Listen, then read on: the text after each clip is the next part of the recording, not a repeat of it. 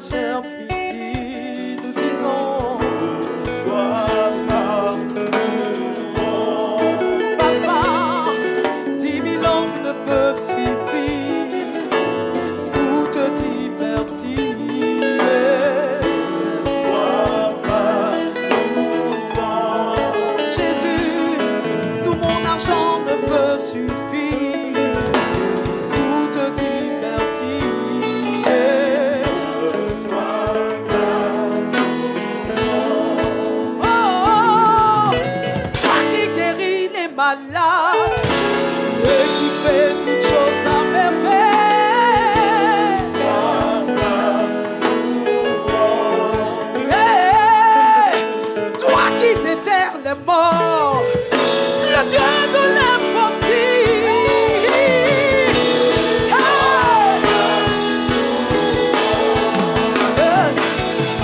Pour tes bontés dans nos vies et ta grâce infinie, disons, Sois ma louange. Seigneur, 10 000 langues ne peuvent suffire pour te dire merci. Sois ma louange. Papa, toute ma vie ne peut suffire pour te dire merci. Sois ma louange. Oh, toi qui guéris les malades et qui fais toutes choses à merveille. Sois ma louange. Hey, toi qui déterres les morts, le Dieu de l'impossible.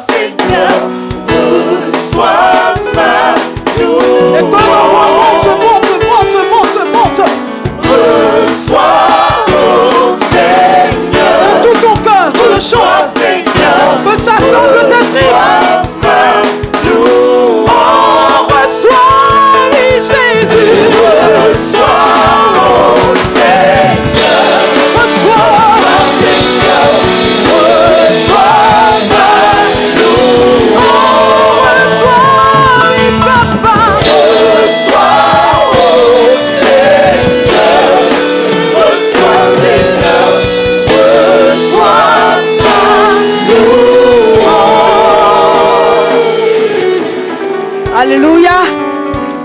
Mon âme se réjouit en l'Éternel. Ma force est relevée par son Saint-Nom. À vous, Bazalbat.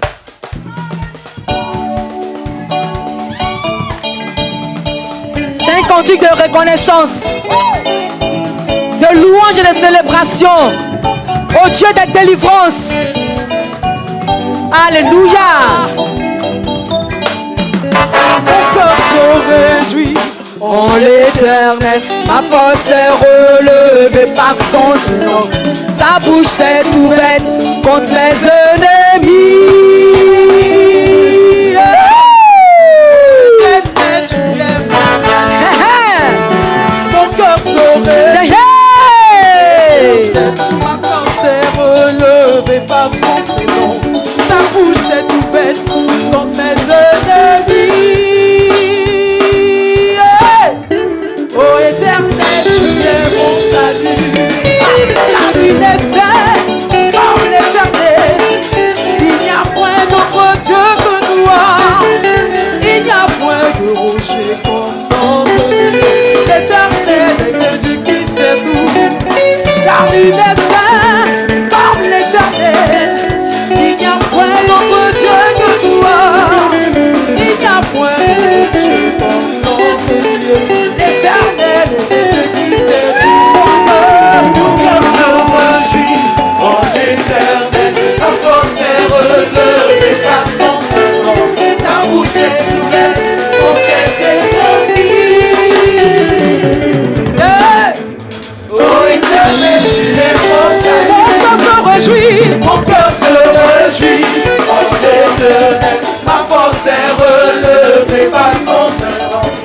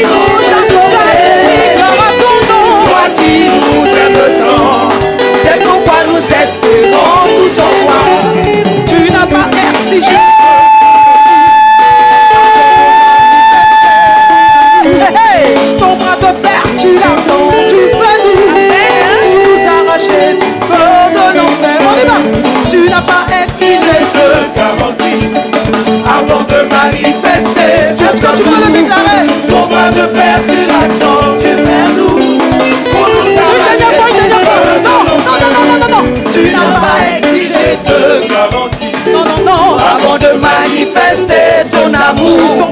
Ton bras de fer, tu l'as tendu vers nous pour nous arracher de l'enfer.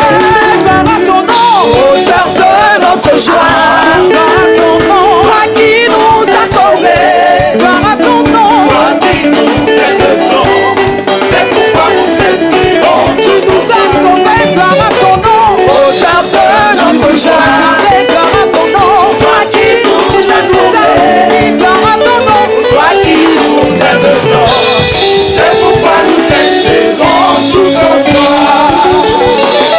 Et nous acclamons très très très très très très fort le Seigneur Jésus-Christ, notre Dieu, notre asile, notre abri sûr, le rocher des siècles. On continue de l'acclamer, on continue d'acclamer le Seigneur, on continue d'acclamer le Seigneur, le Dieu en qui nous sommes confiés, et nous ne verrons plus jamais la confusion.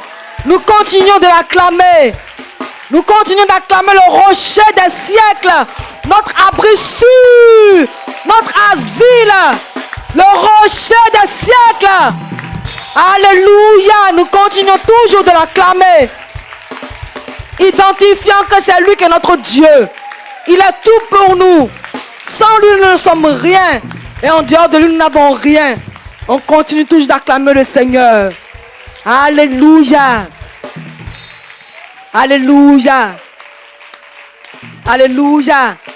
C'est une bénédiction pour nous, frères et sœurs, de nous assembler devant notre Dieu. Et ces cantiques viennent nous dire comment nous devons apprendre chaque jour un peu plus à nous confier dans le Seigneur avec détermination et de façon résolue. Gloire à ton nom, auteur de notre joie. Toi qui nous aimes tant, toi qui nous as sauvés. C'est pourquoi nous espérons en toi. Vous voyez comment c'est profond. C'est Jésus qui est l'auteur de notre joie. Il n'y a pas quelque chose sur cette terre-là qui doit être le sujet de notre joie et l'auteur de notre joie. Ce n'est pas possible. Si nous voulons, l'apôtre Paul l'a dit, si c'est dans les choses de cette terre seulement qu'on prend la vie, on prend le plaisir, on prend la joie. Non, non, non. Que ne puis-je, oh mon Dieu, Dieu de ma délivrance, quand on dort, qui veille. Même quand on veille, qui veille encore. Vous voyez le mystère? Et le cœur qui est reconnaissant à ce que Dieu est pour lui, il devait répandre sous sa louange, sa reconnaissance qui est dans son cœur là, par tout le monde entier. Et puis dit aux hommes qu'il est heureux d'appartenir à Dieu, à Jésus-Christ. Alléluia. Alléluia. Alléluia. Et le premier cantique, c'est lequel? Reçois ma louange pour tes bontés infinies et ta grâce infinie. 10 000 ans ne peuvent suffire. Parmi nous qui peuvent faire 10 000 ans. C'est la preuve que ce que nous sommes là, c'est éternel. C'est éternel. Que puis-je t'offrir, toi Jéhovah? Toi qui as fait tant de merveilles pour moi. Quand on parle de merveilles, c'est des choses bonnes. On ne peut pas donner un nom précis. Donc on donne merveille. Vous voyez, non? On ne peut pas dire que c'est joli, parce qu'on dit que c'est joli, on va vouloir trouver notre nom encore plus grand que joli. Donc, merveille. Mes frères, mes sœurs, nous sommes bénis.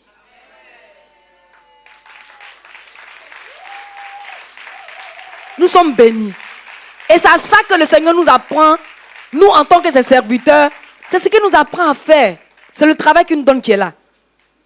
Pas pour motiver, mais pour donner à nos cœurs d'identifier chaque jour un peu plus que Jésus est tout pour nous. C'est lui qui est notre part.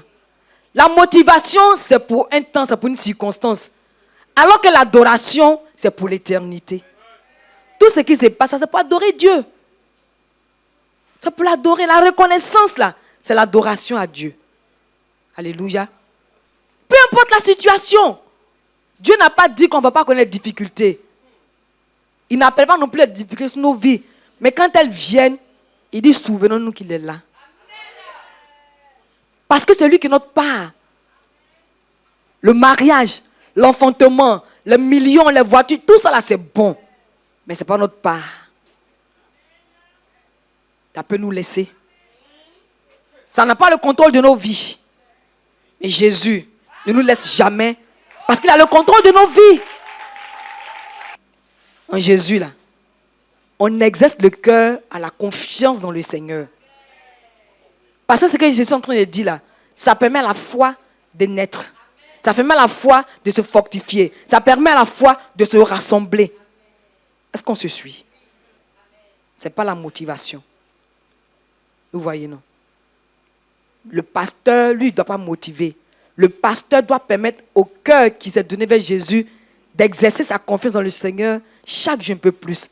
Voilà notre mission, voilà notre ministère. Parce que la motivation, quand tu l'as reçue, c'est pour le temps. Alors que la foi te fait dire que Dieu est là toujours. Alléluia. Nous acclamons très fort le Seigneur parce que Dieu est capable de faire tout ce qu'il nous a promis. Alléluia. Alléluia. Et c'est encore une joie pour nous de nous retrouver devant le Seigneur. Alléluia. Et aujourd'hui, le thème, ne soyons plus complaisants face à ses péchés. Alléluia. Ne soyons plus complaisants face à ses péchés. Avant d'aller un peu plus loin, la liste n'est pas exhaustive. Mais il y a des péchés qui sont dans nos vies et qu'on prend plaisir à faire, tel que le mensonge. Il y a le mensonge. Il y a l'égoïsme. Tout ça, c'est dans la parole de Dieu. On va lire ça tout à l'heure. Il y a l'envie. Il y a la rébellion. Alléluia. On a cité combien de péchés? 4. Et ça, c'est des choses qu'on fait facilement. La définition de mensonge, action de déguiser, d'altérer la vérité. Le mensonge déguise la vérité dans l'esprit même du menteur. Vous voyez qu'il dit ça souvent, non? Tellement quelqu'un est habitué à mentir, quand lui-même, il parle là, il ne sait même plus si sa parole qu'il dit là, c'est vrai ou bien c'est faux. Parce qu'il a cultivé le mensonge. Il a habitué sa bouche, son cœur, sa conscience, sa pensée à pratiquer le mensonge, à exercer le mensonge. Finalement, il se sent à l'aise dans le mensonge. Donc la définition de mensonge, action de déguiser, d'altérer la vérité. Le mensonge déguise la vérité dans l'esprit même du menteur. Ça implique toujours une volonté de tromper. Comment? Ça nous conduit toujours à tromper.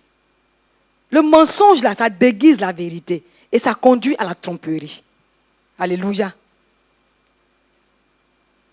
Maintenant, on parle d'égoïsme. La définition nous dit attachement excessif porté à soi-même, à ses intérêts, au mépris des intérêts des autres. C'est des choses qu'on fait souvent, non? Des choses qu'on fait souvent. Souvent, pour les autres, ça ne te dit rien. Mais c'est pour toi, là, on n'a qu'à prendre ça à cœur, on n'a qu'à prendre ça au sérieux. Quand les gens ont des problèmes, tu ne les vois pas, mais toi, tu vas avoir un problème. Tu vas prendre ton téléphone pour appeler tout le monde. En temps pour les autres, tu ne regardes pas. Envie, sentiment de frustration face au bonheur d'autrui ou à ses avantages. Et le synonyme, c'est jalousie. Toi seul, sur la terre, tu n'as qu'à être bien. On dit que quelqu'un est bien, là. Ça te fait mal jusqu'à ne sais pas où tu vas te mettre. Quand tu peux avoir envie de tuer la personne. C'est des choses qu'on fait, souvent c'est subtil. Mais c'est des choses qui sont dans nos vies auxquelles on se laisse aller facilement. C'est pourquoi on parle de complaisance. Ça dit qu'on tolère ça. On est à l'aise avec ça. Ce n'est pas normal. Et nous avons la rébellion. Rebelle, celui ou celle qui se révolte contre l'autorité d'un pouvoir établi. Voilà. Donc, au fur et à mesure que la sœur va lire, je cite un mot, je donne, et puis elle va lire le passage. Et puis on va écouter, nous tous ensemble, parce que je n'ai plus le temps d'expliquer. Maintenant, la définition de complaisant, c'est se complaire, trouver des satisfactions dans la pratique d'une chose. Le menteur trouve une satisfaction dans le mensonge, parce que pour lui, c'est normal, il ment pour se protéger. Celui qui est rebelle, il va donner une raison. Pourquoi toujours cela? Comme ça on fait. Toujours, non, moi je ne veux plus. Si on fait toujours que Dieu, celui qui doit juger, c'est Dieu. Donc on laisse Dieu juger les gens, les choses. Ok, c'est Caroline, s'il te plaît. Je lis la parole de Dieu dans le livre des Proverbes, chapitre 12, verset 22. Les lèvres fausses sont en horreur à l'Éternel, mais ceux qui agissent avec vérité lui sont agréables. On va le répéter ensemble. C'est Caroline, s'il te plaît. Proverbe 12, verset 22. Les lèvres fausses sont en horreur à l'Éternel. Mais ceux qui agissent avec vérité lui sont agréables. Amen. On peut s'asseoir. Dieu a horreur du mensonge. Donc aujourd'hui, chacun d'entre nous retient que Dieu a horreur du mensonge. Mais ceux qui parlent avec vérité lui sont agréables. On continue, s'il te plaît, ma chère sœur. Acte 5, du verset 3 au verset 5. Pierre lui dit, Ananias, pourquoi Satan a-t-il rempli ton cœur au point que tu mentes au Saint-Esprit et que tu aies retenu une partie du prix du champ? S'il n'eût pas été vendu, ne te restait-il pas, et après qu'il a été vendu, le prix n'était-il pas à ta disposition? Comment as-tu pu mettre en ton cœur un pareil dessein? Ce n'est pas à des hommes que tu as menti, mais à Dieu. Ananias, entendant ces paroles, tomba et expira. Une grande crainte saisit tous les auditeurs. Amen. Qu'est-ce qui s'est passé quand Ananias a menti? La Bible dit le salaire du péché, c'est quoi? D'accord. Comme quand on agit de la sorte, on ne voit pas le jugement de Dieu, on ne voit pas qu'on est foudroyé. C'est ce qui fait qu'on traite ça avec légèreté. On ment facilement. Ce n'est pas normal. Et quand Ananias est mort, c'était pas sous la loi. Hein. Le livre des Actes des Apôtres, là, c'est la vie des chrétiens au moment de la Nouvelle Alliance, dans la Nouvelle Alliance. Le même Dieu qui a vu combien de fois Ananias ne l'a pas honoré. Parce que Dieu sait tout. Il voit tout. Avant même que Ananias n'ait ouvert la bouche pour mentir, Dieu savait qu'il allait mentir. Et puis en ouvrant la bouche pour mentir, Ananias savait que ce n'était pas bon. Il dit le contraire de ce qui est vrai. Ananias, il a vécu au temps de l'ancienne alliance et puis il a été introduit dans la nouvelle alliance. Il connaît les principes de vie en Jésus. C'est dans le livre d'Exode, le chapitre 20, que Dieu a donné les commandements, les 10 commandements. Donc il sait que le mensonge là, ce n'est pas bon. Ça n'honore pas Dieu. Ça fait comme genre, tu ne prends pas Dieu au sérieux. Vous voyez, non? Est-ce qu'on se suit? C'est pourquoi on a dit ne soyons plus complaisants face à ces péchés. Parce que pour nous, c'est un truc simple. On a dit pour se protéger. On a dit pour ne pas que l'autre sache ce qu'on est, ce qu'on a fait. Mais c'est grave. En tant qu'enfant de Dieu, c'est des choses auxquelles on ne doit plus s'adonner. C'est des choses même qui ne doivent plus être nommées dans notre vie. Dimanche dernier, nous l'avons dit. Si on a le Saint-Esprit en nous et si on est conscient de la nouvelle vie qui est en nous en Jésus-Christ, on ne peut plus s'excuser, on ne peut plus nous voir comme si on est faible pour ne plus pécher. Si quelqu'un est sûr de son salut en Jésus, c'est ce que j'ai dit, j'ai insisté là-dessus. Quand on est sûr de ce qu'on est devenu une nouvelle créature, on ne plaisante plus avec la vie en Jésus. On n'est plus complaisant. Donc Ananias savait qui était Dieu. Mais il n'a pas pris Dieu au sérieux, il ne l'a pas honoré. Et il a menti. Dieu pour lui prouver que ce que tu es en train de faire là, tu as joué contre toi.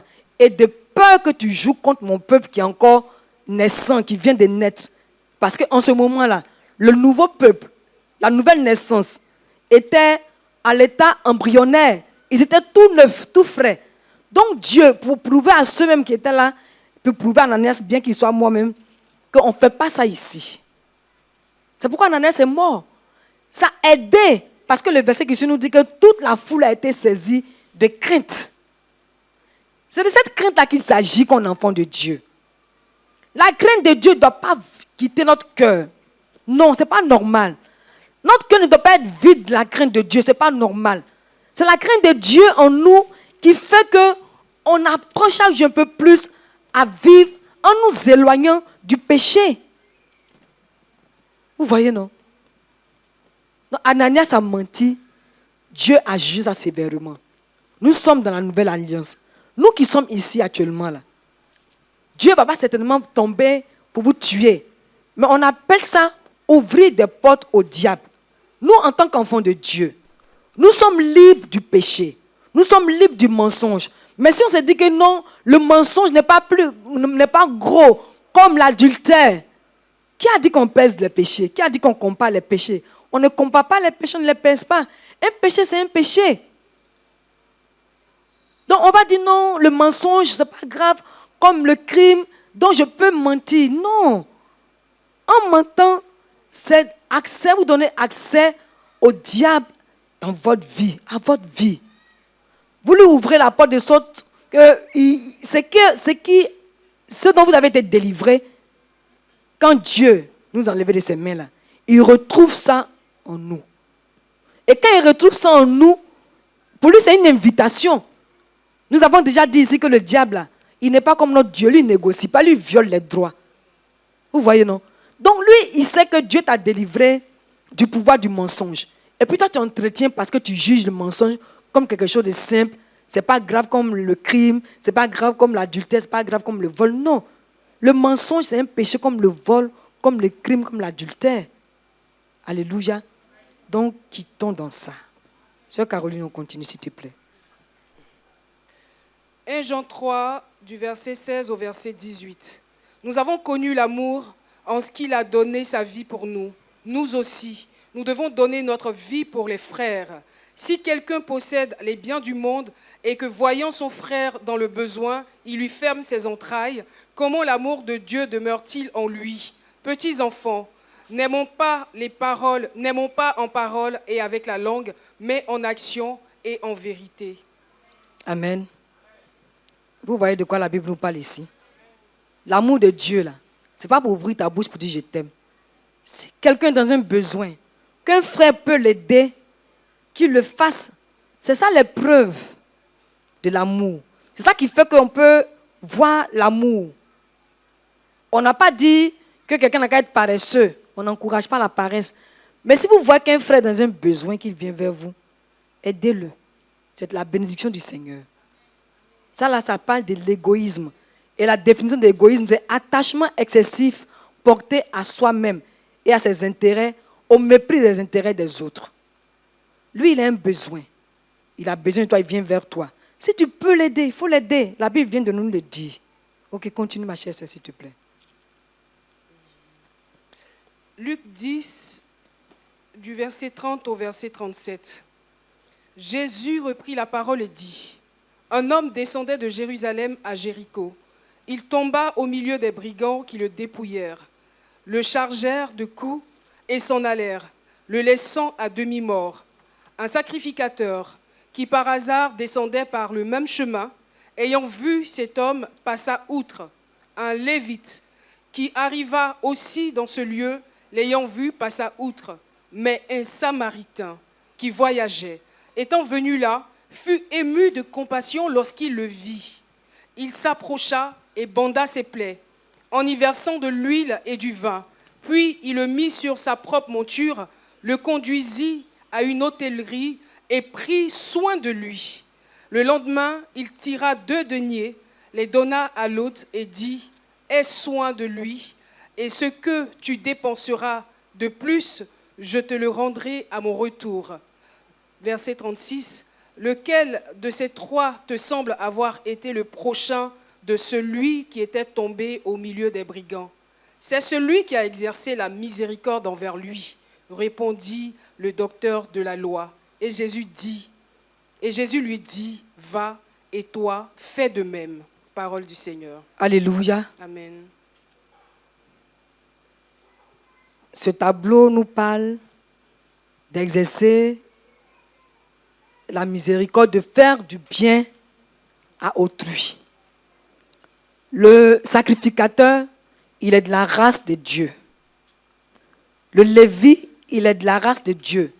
Ils exercent des fonctions sacerdotales dans la maison de Dieu.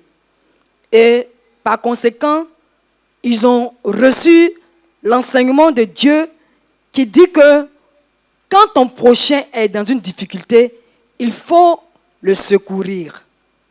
Eux, ils ont reçu cet enseignement, mais ils n'ont pas fait usage de ça. C'est de ça que ce passage nous parle. Nous avons reçu que nous devons penser au bien de notre prochain. Quand notre prochain a besoin, on doit aller vers lui pour l'aider. Ce n'est pas que quelqu'un se met dans une disposition de vivre sous le deuil des autres. Mais quand, avec le Saint-Esprit et avec la vie de Dieu qui est en nous, on identifie tout de suite qu'un frère a un besoin, on ne le regarde pas comme genre, c'est son problème. Il peut régler. Moi, j'ai mes besoins aussi, j'ai mes problèmes, donc je règle pour moi. Quand le sacrificateur passait par là, lui, certainement, il partait faire une mission pour Dieu. Il a certainement jugé bon et mieux d'aller faire la mission de Dieu au lieu de s'occuper de ce monsieur qui avait été agressé. Alors que la mission de Dieu, sa mission première qu'il nous a donnée, c'est d'aimer notre prochain. On vient de le lire dans 1 Jean 3. D'aimer notre prochain. C'est ce qu'il a dit dans sa parole. On lui a demandé quel est le plus grand commandement. Il a dit qu'il faut aimer Dieu de tout ton cœur, de toute ta pensée, de toute ton âme. Et puis il faut aimer ton prochain comme toi-même. Le sacrificateur là, est-ce que si c'est son enfant qui était couché, il allait le dépasser? Il n'allait pas le dépasser. Le Lévi non plus. Mais ils ne se sont pas sentis concernés par la souffrance de ce monsieur qui avait été agressé par les brigands.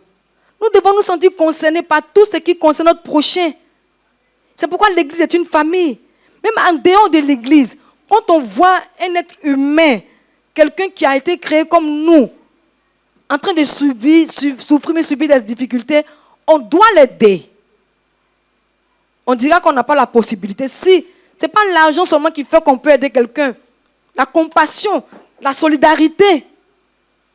Dans nos familles, quand on voit que quelqu'un a un caractère difficile, qu'il a un problème, tout le monde lui tourne dos. Il va régler lui-même, il n'a pas dit qu'il est têtu. Jésus n'aime pas ça. La façon dont on peut voir un frère, une soeur, puis le juger, là, ce n'est pas comme ça que Dieu le voit. Pas du tout.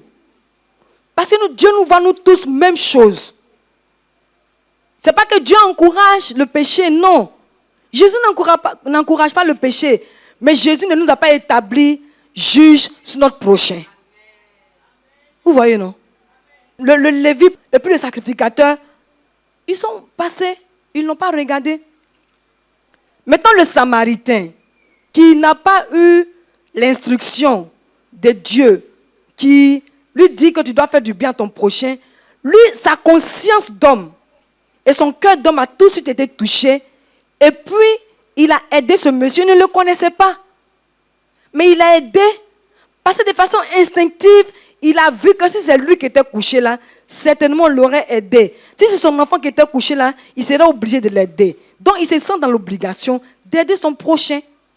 Donc ici, la question est posée. Lequel, le verset 36, lequel de ces trois te semble avoir été le prochain de celui qui était tombé au milieu des brigands?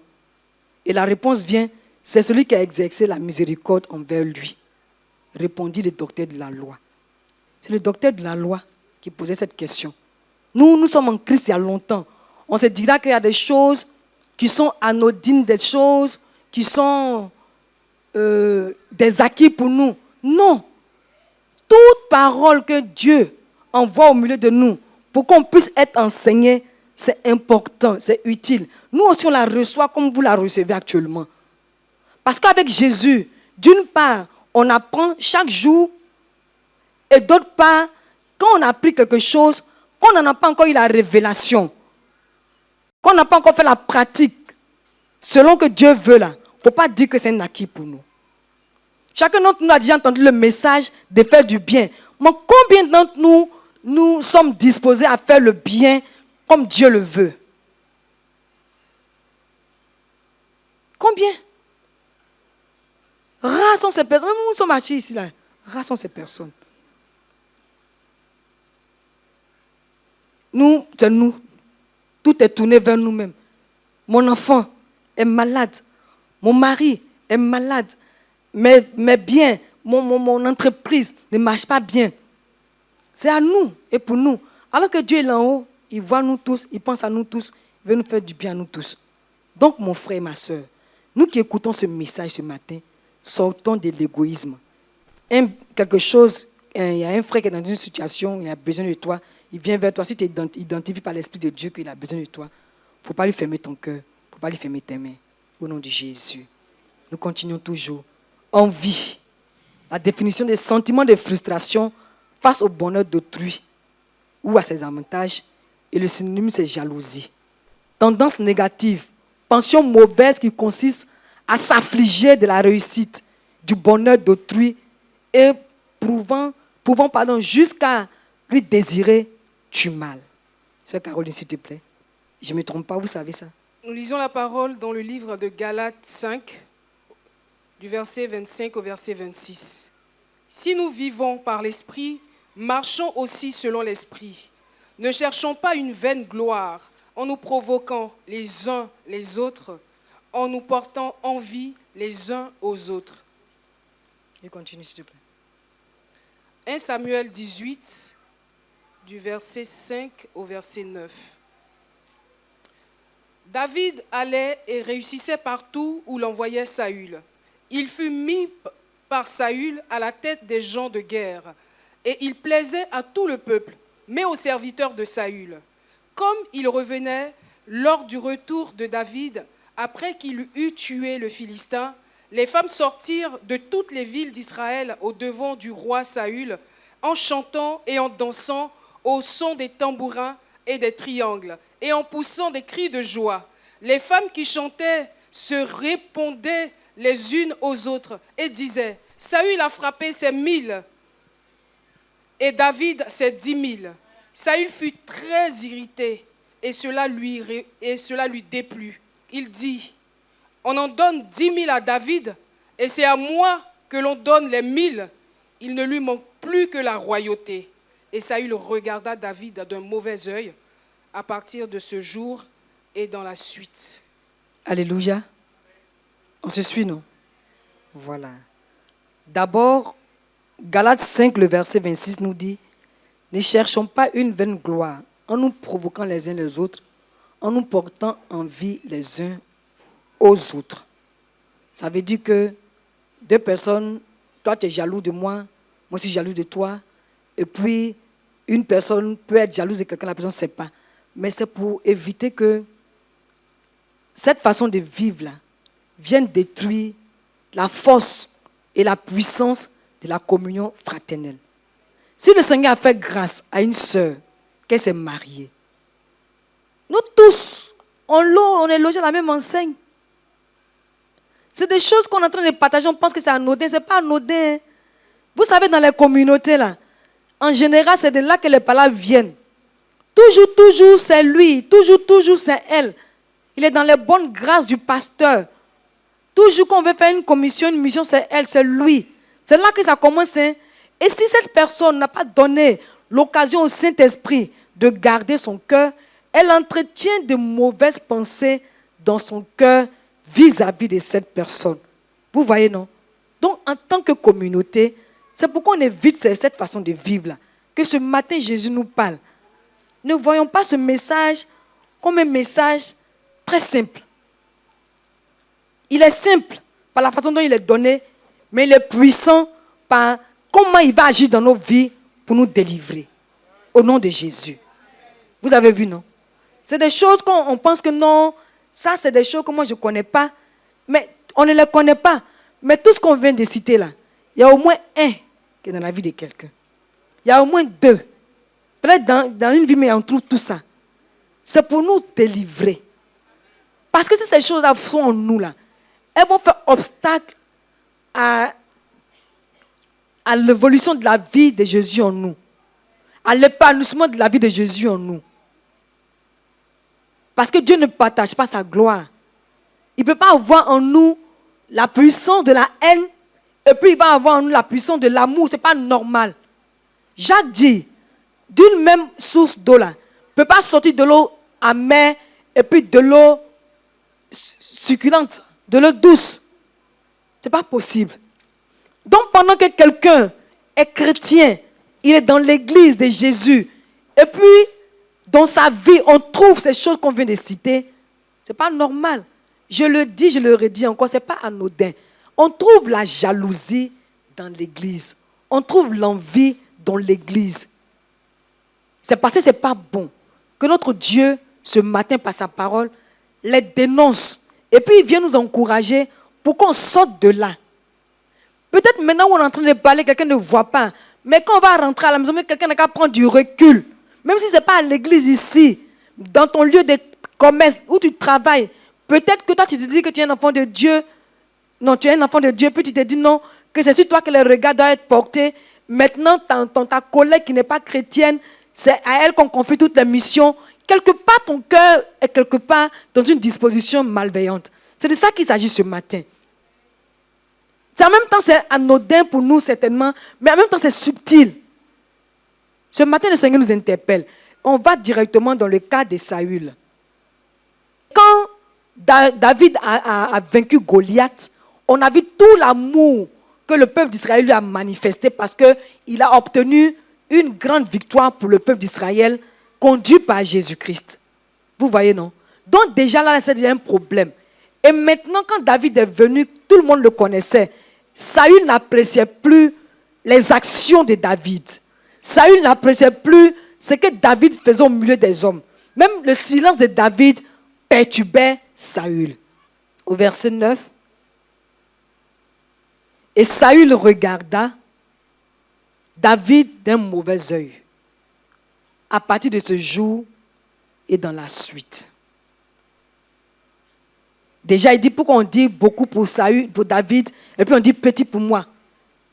Alors qu'il a oublié que c'est David que Dieu a utilisé, tandis que lui il était roi, c'est David que Dieu a utilisé pour faire tomber Goliath et pour chasser les Philistins loin d'eux. Il n'a pas été reconnaissant.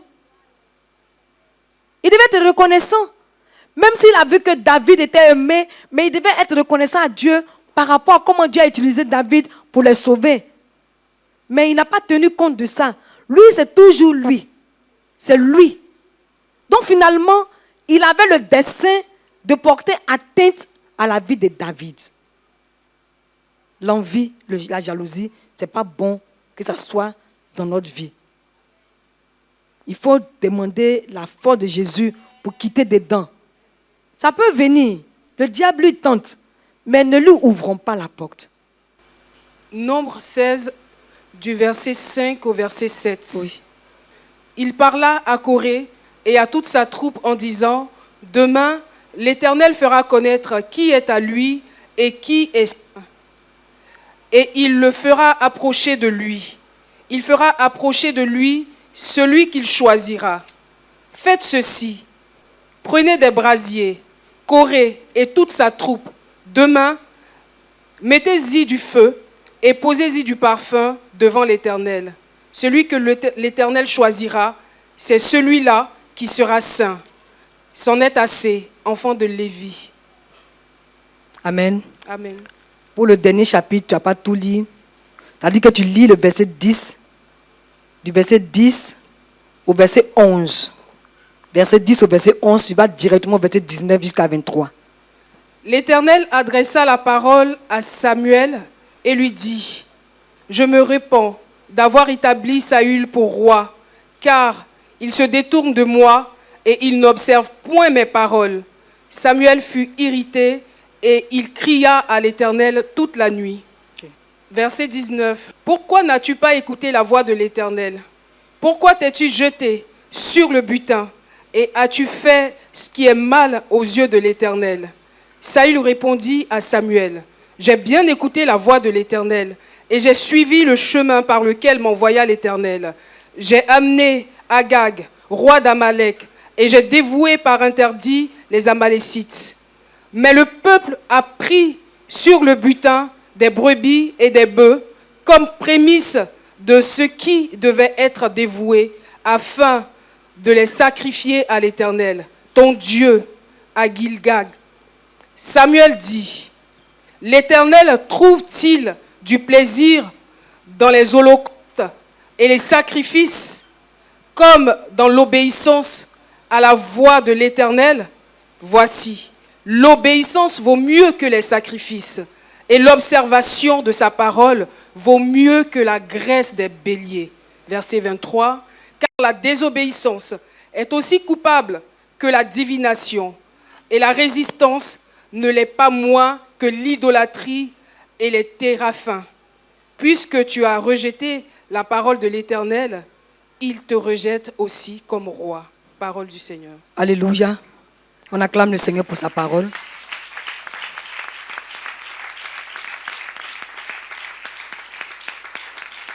Amen. Et ici, il s'agit de Saül. Saül, le roi d'Israël, qui n'obéissait pas à Dieu.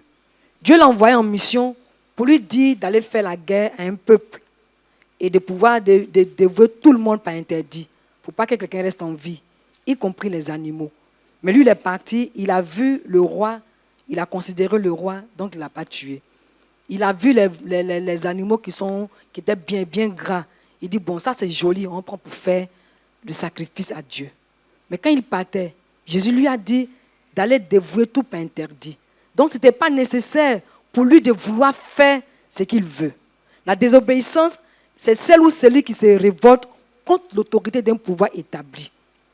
Dieu a établi son pouvoir sur Saül. C'est Dieu qui était le maître de Saül, c'est lui qui le commandait.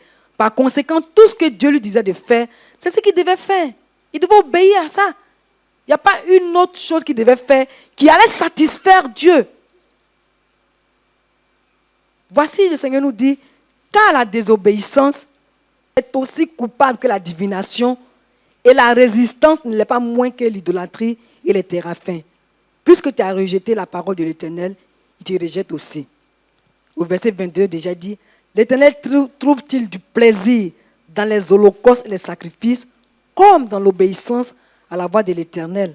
Voici, l'obéissance vaut mieux que les sacrifices, ou l'observation de sa parole vaut mieux que la graisse des béliers.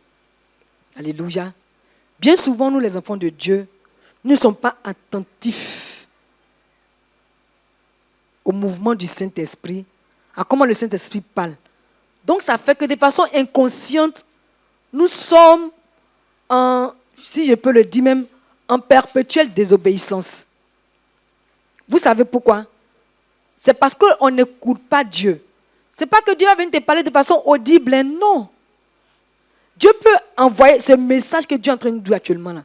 Si quelqu'un parmi nous est attentif, il verra que c'est un message qui est salutaire. Donc il va permettre au Seigneur de trouver son cœur. Il va permettre au Seigneur de le trouver, de sorte à se détourner de tout ce que le Seigneur vient de dénoncer. Mais nous ne sommes pas attentifs. C'est parce que nous ne sommes pas attentifs à la voix du Saint-Esprit que souvent on n'arrive pas même à écouter Dieu quand il veut nous parler. Je ne dis pas d'abord de façon audible. Par exemple, il y a une soeur qui le matin se lève. Elle veut aller à Gamé. Elle ne demande pas à Dieu. Elle s'en va. Si elle avait appris à demander à Dieu, ah Jésus, je veux sortir. Comment je fais? Puis-je partir ou bien c'est comment? Même si Dieu ne lui parle pas de façon audible, la Bible dit que Dieu fait de sorte que quand nos voies lui sont agréables, il fait de sorte que tout ce qu'on trouve là, le chemin nous soit favorable. Et on n'apprend pas à consulter Dieu. C'est-à-dire qu'on vit notre vie chrétienne là, comme ça. Tout ce qu'on veut, on fait. C'est pourquoi j'ai mentionné le fait qu'on n'est pas attentif. C'est quand on est attentif à la voix de Dieu. C'est quand on veut écouter Dieu qu'on peut apprendre à lui obéir. Saül n'a pas appris à écouter Dieu. Saül l'a toujours fait, durant tout son règne. Il a toujours fait ce qu'il veut, comme il veut, quand il veut, où il veut. Contrairement au roi David, avant que David n'ait fait un combat, David était un guerrier.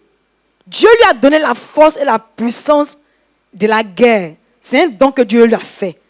Donc ça fait que quand David s'en combat là, rares sont les fois où David est vaincu. À moins qu'il ait péché. Sinon la main de Dieu est toujours avec lui. La grâce de Dieu est toujours avec lui. Mais bien qu'il savait cela, David, toujours quand il partait faire un combat, demandait à Dieu, mais je fais comment? Je dois partir, je ne dois pas partir. Même s'il sait que Dieu l'est favorable, mais il demande toujours. Mais nous, les enfants de Dieu, rarement et difficilement, on consulte Dieu pour lui demander, mais je fais comment? C'est comment? C'est vrai qu'on va dire, Agamé n'est pas loin. J'y vais toujours et je reviens toujours facilement et simplement.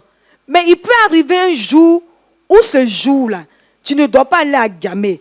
Peut-être, d'une part, le diable t'a tenté, t'a mis des pièges, ou d'autre part, le Seigneur voudrait que tu restes à la maison pour prier, ou bien le Seigneur voudrait aussi t'utiliser pour quelqu'un là où tu es. Mais comme on n'a pas appris à écouter la voix de Dieu, on n'est pas attentif. Donc ça fait qu'on marche comme on veut, on fait ce qu'on veut. Toute personne qui n'est pas soumise à Dieu est rebelle. C'est de ça que la Bible parle. Notre Dieu qu'on adore n'est pas un gourou. Dieu n'est pas là toujours pour nous dire fais ci, fais ça. Non, non, non. Mais le Dieu qu'on adore est le maître de nos vies. Vous voyez que quand on est dans une entreprise, bien dans un lieu où il y a quelqu'un qui exerce une autorité de façon physique, on demande toujours son avis, son approbation. Mais pourquoi pas notre Dieu? Celui qui coiffe toutes les autorités. Par cette définition, par cette interpellation que le Seigneur nous adresse ce matin concernant la rébellion, il y a déjà deux faits que je peux mentionner. Le premier fait, comme on n'a pas appris à écouter Dieu, on n'est pas attentif, donc ça fait qu'on est en perpétuelle désobéissance, et ce, de façon inconsciente. Et là, c'est encore dangereux. Parce que si ce n'est pas que tu pêches, tu as fait comment pour revenir à Dieu? Et la deuxième part, ça ne nous intéresse pas. Si je me trompe, que quelqu'un me contredise. Ça ne nous intéresse pas. Ça ne l'intéressait pas. Pourquoi lui-même va écouter Dieu même? Lui, il fait seulement. Comme on lui a demandé, Dieu t'a dit de ne pas faire ci, de faire ça. Il dit, mais j'ai fait ça. Il était content de ce qu'il faisait. Parce qu'il n'a pas appris à écouter Dieu. Il n'a pas appris à consulter Dieu. C'est ça le problème. Ça ne l'intéressait pas. Et bon nombre d'entre nous qui sommes dans les communautés, dans les églises, on vit notre vie comme on veut. On ne prend même pas la peine de prier Dieu pour dire, tu veux quoi? Ce que je suis en train de vous dire là, ce n'est pas des choses qui sont dans ma vie au point Z, si je peux m'exprimer ainsi, non. Mais j'apprends. L'apôtre Paul dit quoi? Que je n'ai pas encore atteint le but. Mais je cours. Non pas comme battant l'air. Mais nous les chrétiens, souvent, on fait les choses comme battant l'air. On n'a pas d'objectif. On n'a pas de précision. C'est-à-dire qu'on vit comme ça. Est-ce que je me trompe? C'est pas normal. Et ça là, on est en rébellion. Parce que notre Dieu voudrait que notre vie lui soit entièrement et pleinement soumise. C'est alors qu'on va apprendre à lui obéir. Mais ça ne nous intéresse pas. On marche comme on veut. On vit comme on veut. Donc là, c'est encore plus difficile. C'est quand on a une information qu'on cherche à comprendre, mais on n'a aucune information. On ne cherche pas à comprendre. Alléluia. Et je veux encourager chacun d'entre nous à vraiment commencer à être attentif à Jésus. C'est important.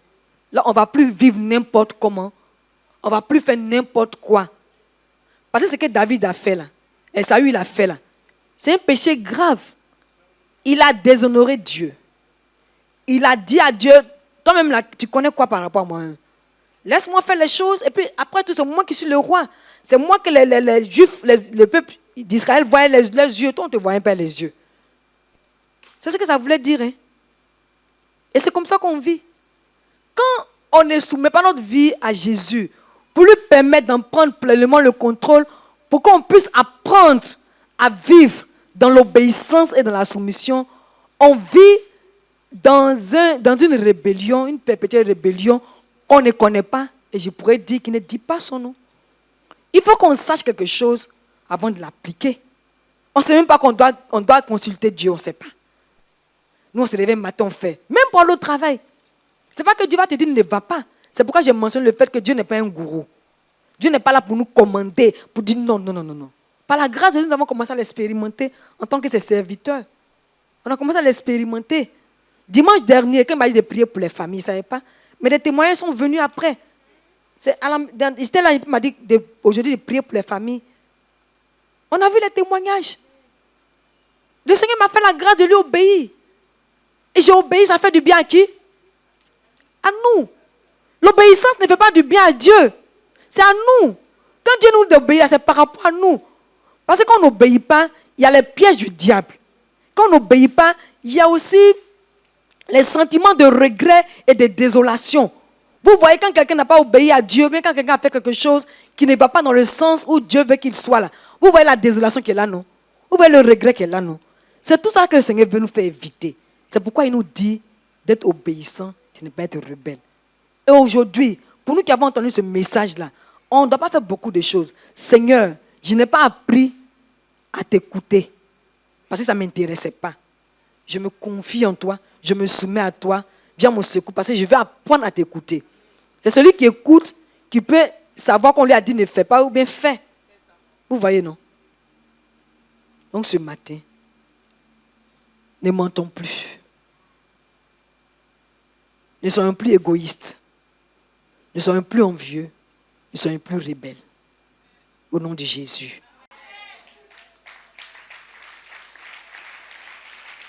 Parce que nous avons une nouvelle vie. Alléluia. Ne soyons plus complaisants face à ces péchés. Au départ, il dit que la liste n'est pas exhaustive. Mais voilà ce que j'ai pu mentionner. On peut ajouter un aussi. La bouche qui parle beaucoup. Beaucoup. Ça là, on voit ça facilement au niveau des chrétiens. Souvent, quand l'homme de Dieu est en train de prêcher, oui, dis tout. Oui, prêche. Ça sert à quoi? Quand quelqu'un a reçu une révélation là, et ça c'est le réveil beau Caroline qui nous a pris ça, hein, elle dit quand on prêche la parole de Dieu, puis tu es touché là, tu as envie de te cacher. Quand tu sais que le Seigneur vient dénoncer une irrégularité dans ta vie là, tu n'as pas la force d'acclamer, tu as envie de te cacher. Parce que c'est comme si les yeux de Dieu sont ouverts sur toi, donc tu ne veux pas que son courroux descende sur toi. Mais quand quelqu'un est trop oisif dans le culte, quand il est trop à l'aise, c'est que la parole de Dieu ne l'a pas encore touché. Et quand il nous a dit ça, ça nous a aidés. Est-ce que vous avez déjà entendu quand on parle, ils ont dit prêche? On ne dit pas ça. Et puis, ce n'est pas qu'on sélectionne des messages, mais il y a des messages ici, là, par la grâce de Dieu, que vous n'allez pas entendre. Oui, ton Goliath est tombé. Non. Celui qui a fait tomber notre Goliath, c'est Jésus. Souvent, les hommes pensent que c'est les prochains qui sont les ennemis. Non. L'ennemi de nos vies, là, c'est le diable. Celui qui nous a vaincus, celui qui nous a induit en erreur dans le jardin d'Éden. Et c'est de lui que Dieu nous a délivrés en Jésus-Christ. C'est notre ennemi qui est là. Même si on voit notre entourage, peu importe. Non. C'est des messages que vous n'allez pas entendre ici.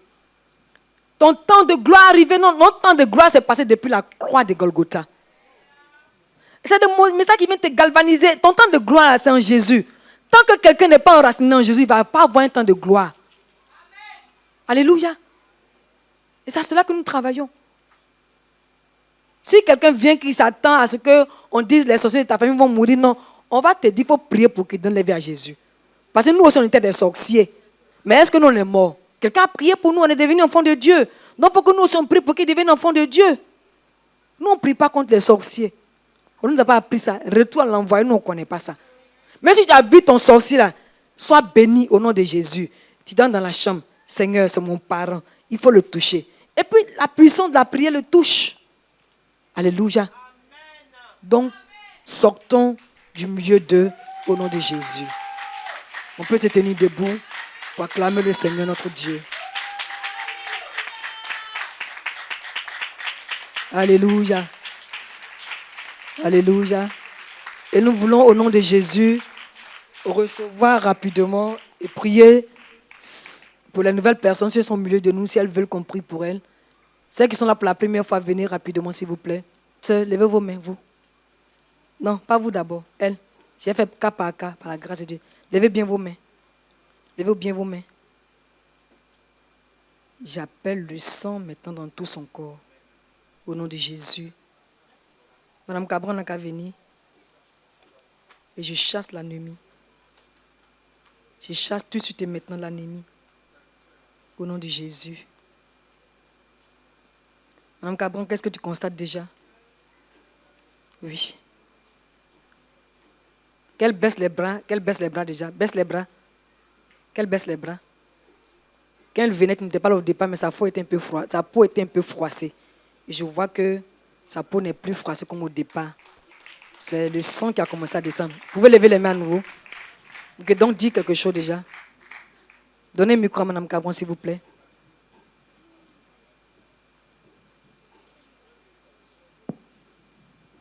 Qu'est-ce que tu peux dire par rapport à ce que le Seigneur vient de mentionner par rapport au sang?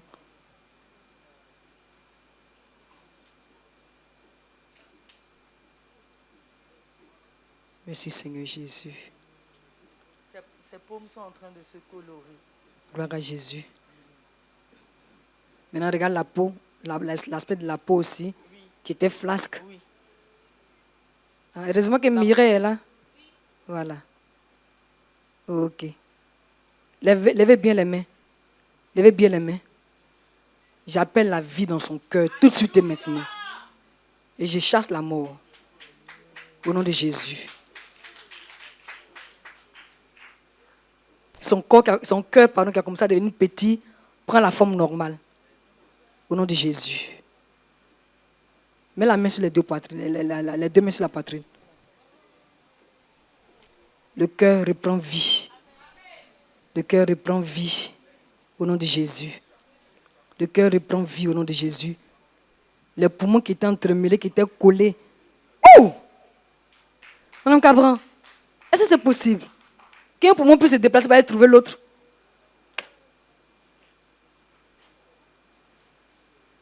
Touche sa poitrine, s'il te plaît.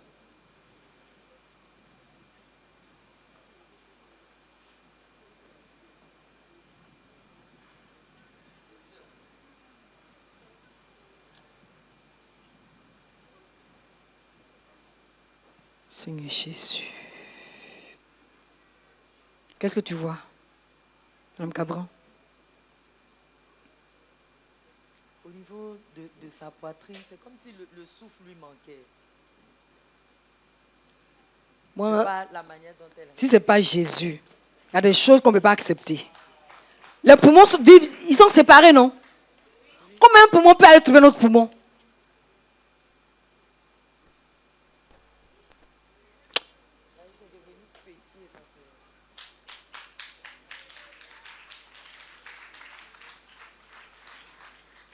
Ok, dis-nous comment les choses ont évolué, Madame Cabran, s'il te plaît. Le sang est bien maintenant. Moi, je vois, le sang est bien. Et à la base, du coup, la manière ça battait rapidement, ce qui était signe que pour respirer, il fallait... C'était difficile pour elle. Ça a commencé à changer. On acclame le Seigneur Jésus.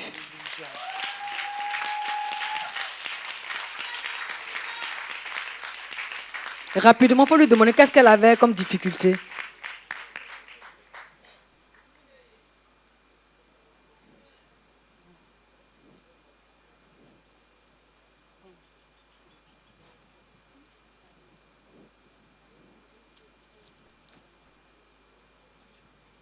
Donc elle parle dans le micro, bien que quelqu'un dise ce qu'elle dit. Quelqu'un... On ne sait pas le mal. C'est que Dieu ne ment pas, Dieu a dit la vérité. Si un poumon, ça va se déplacer pour aller chez notre poumon, est-ce qu'on peut trouver ça? Ce n'est pas possible, la médecine ne peut pas décrire ça. Lance tes pieds et tes bras. Jésus vient de te trouver. Et c'est la mort qui n'était pas loin. Casse ton dos. Casse ton dos. Non, non, non. Va en arrière. Ok, on acclame le Seigneur.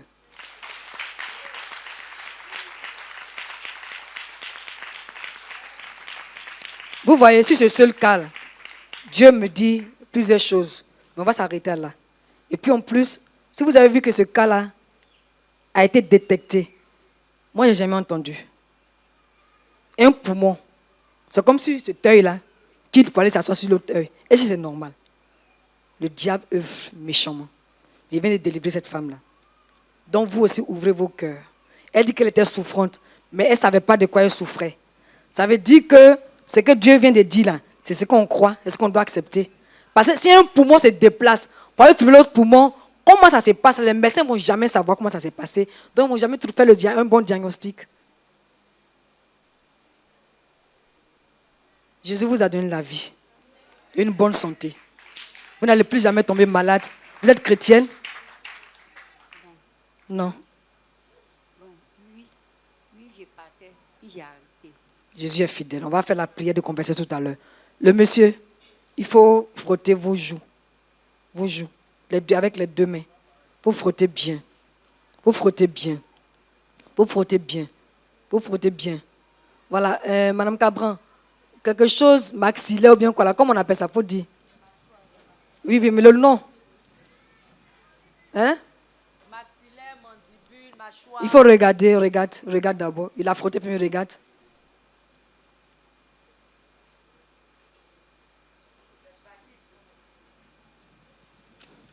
Ok, frotte encore. C'est la dentition qui était mal formée. Les dents. Vous avez des problèmes de dents? Oui. Ok. Et le dentiste vous a dit quoi à propos de vos dents? Quand je suis allé à l'hôpital, bon, ils m'ont dit de faire des examens. Bon, je n'ai pas pu faire plus. Voilà, On vous a dit de faire les examens depuis quand? bon, c'est le mois passé. Hein. Docteur, tapez bien s'il te plaît. Il ne faut pas avoir peur. On vous a donné les dents d'animaux, mais pas de l'animal. Docteur Tapé va voir d'abord, et puis Jésus va réparer ça tout de suite. Docteur Tapé, regarde les dents. Seigneur Jésus. Elle est dentiste. Il a les dents d'animaux.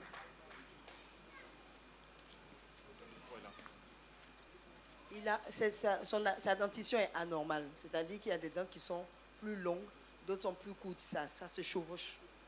C'est quel animal qui a ces gens de dents? Ça ressemble peut-être à un souris, quelque chose comme ça. Je ne connais pas le nom Le Seigneur a mentionné crocodile. La façon dont c'est positionné, oui. Le Seigneur a mentionné crocodile. Ils sont longs. Ok, docteur, tapez. Non, c'est bon. Appuie sa bouche. Quand il va ouvrir, tu vas voir que tout a changé. Appuie bien sa bouche.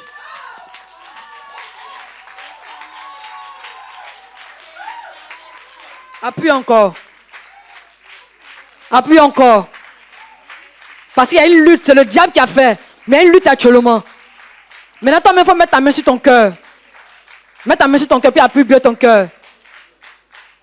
À partir de là, tu vas avoir une crise cardiaque. On dit non, c'est ces dents qui l'ont tué. Parce que les dents poussent de façon anormale. Appuie bien. Maintenant, ouvre ta bouche. Docteur Tapé, il faut nous dire le miracle du Seigneur.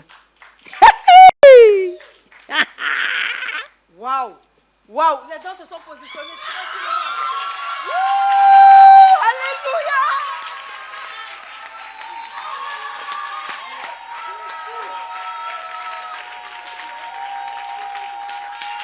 Oui, prends photo. C'est une image de quoi avant? On va prendre son intimité. Mais il va voir. Et maintenant, docteur Cabron qui a touché ça, viens voir qu'il a changé.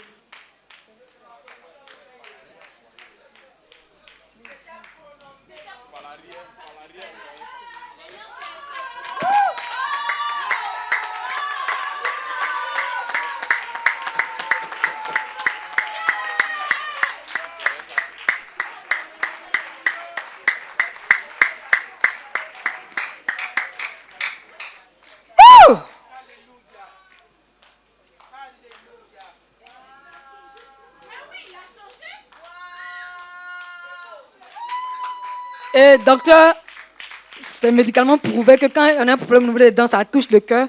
Et puis on fait une crise cardiaque. Je suis renversée, quoi.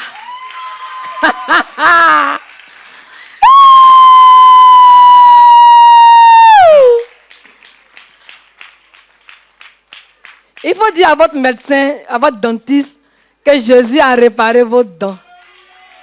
Et puis il a donné la forme à votre cœur. Vous n'allez pas mourir de crise cardiaque. Et Jésus est entré dans votre vie pour vous guérir. Au nom de Jésus. Donnez-lui le micro, il a dit quelque chose lui-même. Tu es content, tu es fâché. En tout cas, non, je suis très content. Il a ses belles dents. Il a ses belles dents.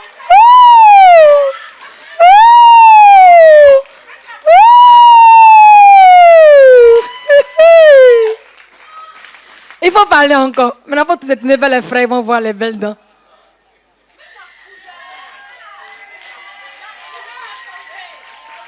C'était un peu jaune-rouge, façon, la couleur a changé. Ah, je suis contente. Et puis, les dents agissent aussi sur la beauté. Hein. Les devenir encore plus mignons. Ah, gloire à Jésus. Ah, j'ai envie de me rouler par terre, mais le temps est parti. Comme je faisais quand on était à Bobo, là. Ok, ma soeur. Oui, celle qui vient juste après. Non, avec un habit orange, là. Il faut taper ton front. Tape fort, il ne faut pas avoir peur. Tape fort puis bien. Il faut mettre de côté, voilà, les cheveux. Tape bien ton front. Je chasse la tumeur. Je chasse la tumeur qui lui donne souvent des maux de tête violents et qui donne l'impression qu'elle va devenir folle. Je chasse tout de suite maintenant cette tumeur-là.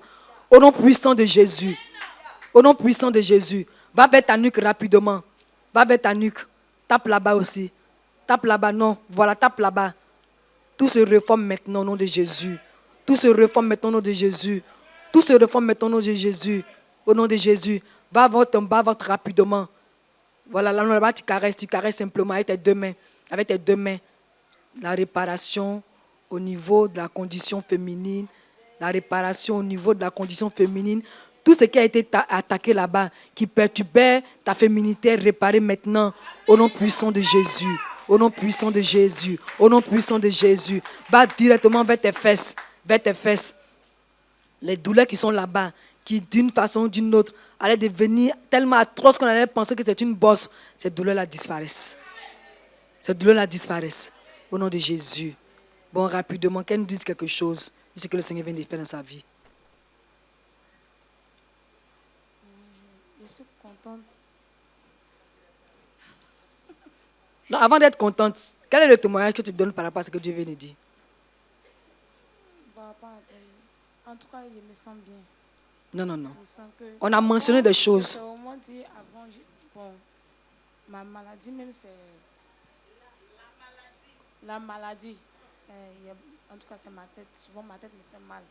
Beaucoup. Souvent, Faisait. il y a la migraine même. Oui. Et la tumeur qui était touchée. Et puis souvent aussi mon ventre aussi. En tout cas, mon corps même, je ne me sentais pas trop bien. Ton ventre, voilà. Malade. Dans le ventre, il y a tellement de choses. Tellement de choses. Mais le Seigneur te délivre. Il faut regarder comment ton ventre a commencé à devenir plat. Regarde toi-même. Tu es contente? Ok. Tu n'as pas devenu folle. Tu as compris, non?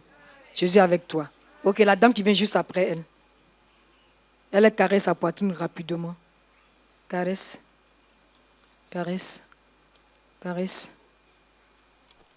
Qu'est-ce que vous avez comme anomalie au niveau des seins? Vous ne savez pas. Caressez bien toujours. Avant de continuer, arrêtez un peu. Arrêtez un peu. Madame Cabron, s'il te plaît, regarde la forme des seins. Elle est plat. Elle peut toucher. Docteur, elle est docteur. Elle peut toucher. Vous touchez. Non, c'est pas pour enlever, elle touche. Touche les deux. Ok, dis-nous ce qui se passe.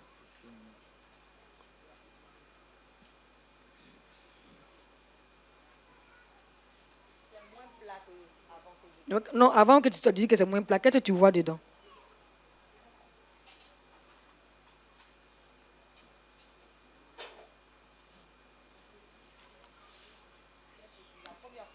Sa poitrine est vide. Glande mammaire, là, ça n'existe pas. Ça n'existe pas.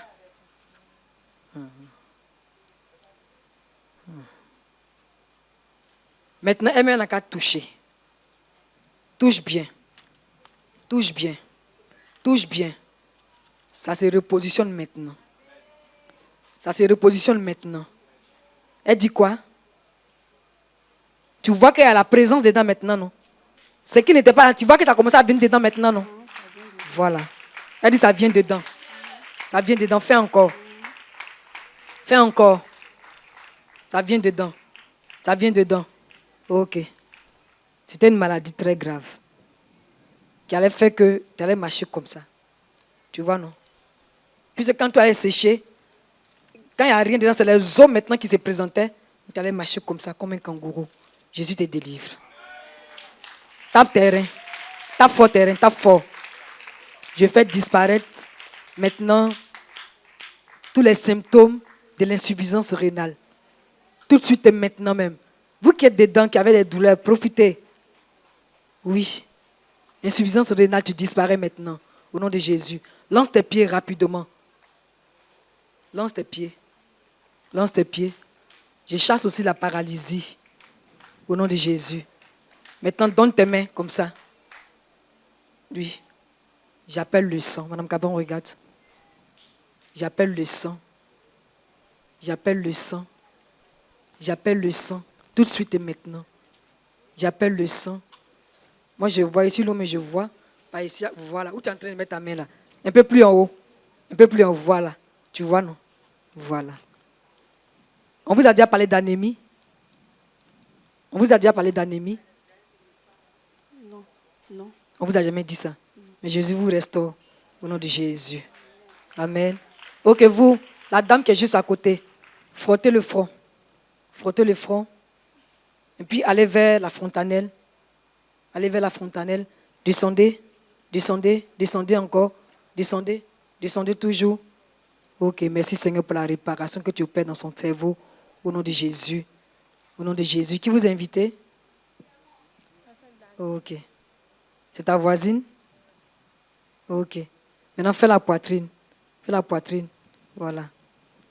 Merci Seigneur Jésus. Merci pour la guérison. Merci pour la guérison. Au nom de Jésus. Je chasse la bosse maintenant au nom de Jésus. Au nom de Jésus. Maintenant, touche ta poitrine même, ta poitrine. Les seins, voilà. Merci Seigneur. Merci Seigneur pour ta guérison au nom de Jésus. Amen. Lance tes deux pieds, tes mains. Lance tes deux pieds, tes mains. Ok. Ok. Ok. Celle qui vient juste après elle. Vous frottez la gorge. Frottez la gorge. Frottez bien la gorge. Frottez la gorge. Madame Cabral, que tu regardes avec moi. Tu regardes, non? Frottez bien la gorge. Frottez la gorge. Frottez la gorge. Je n'avais pas vu cette anomalie. Frottez bien. Frottez bien. Frottez bien. Attendez, Madame Cabral, regarde.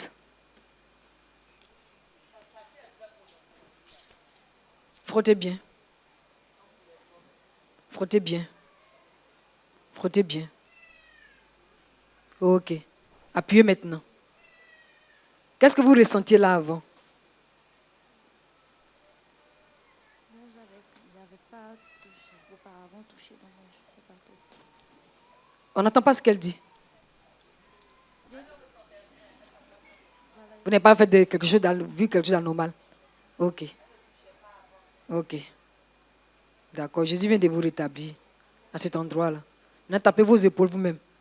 Tapez. Tapez fort. Tapez fort. Tapez fort. Au nom de Jésus. Au nom de Jésus. Lancez vos deux pieds. Lancez vos deux pieds. Et maintenant, cassez votre dos comme ça.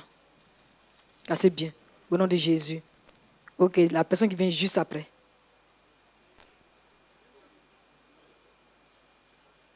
Ok. Abaissez-vous, vous. Abaissez-vous. Abaissez-vous. Voilà. Faites bien. Je chasse la douleur qui se trouve dans ce dos-là au nom de Jésus. Au nom de Jésus. Maintenant, caressez votre ventre. Caressez bien votre ventre. Tout ce qui se passe là-bas qui n'est pas normal disparaît au nom de Jésus. Vos fesses aussi, au nom de Jésus.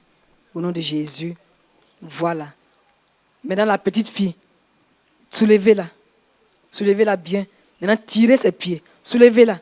Tirez ses pieds. Tirez ses pieds. Tirez ses pieds. Tirez ses pieds.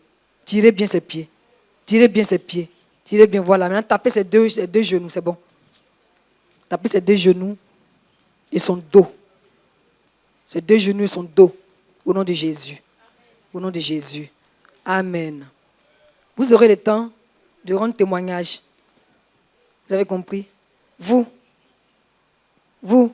rapidement, est-ce que vous avez su qu'il y avait un problème dans votre dos? Vous n'avez jamais su. Non. Ok, le Seigneur est fidèle. Ok.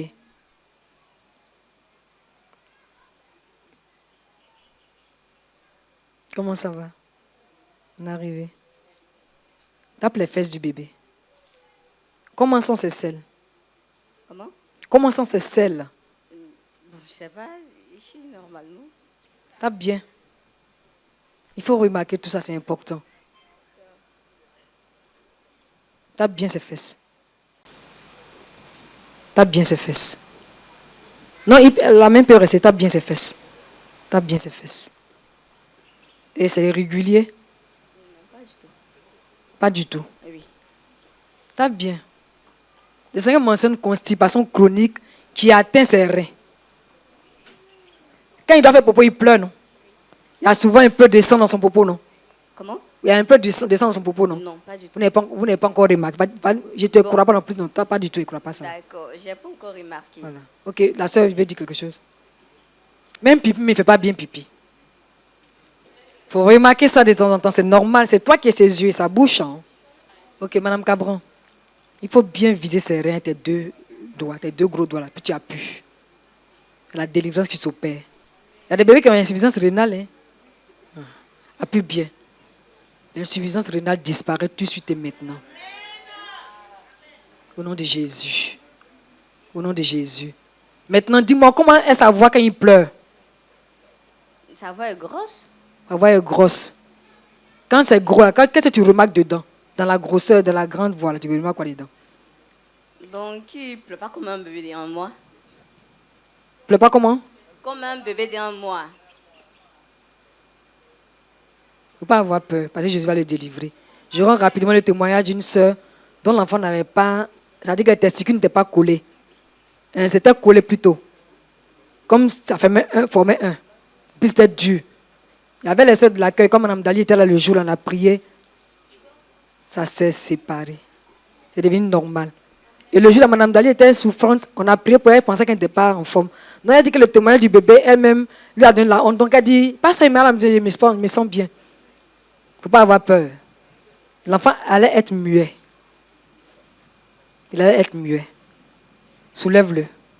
Madame Cabran, viens me saluer d'abord.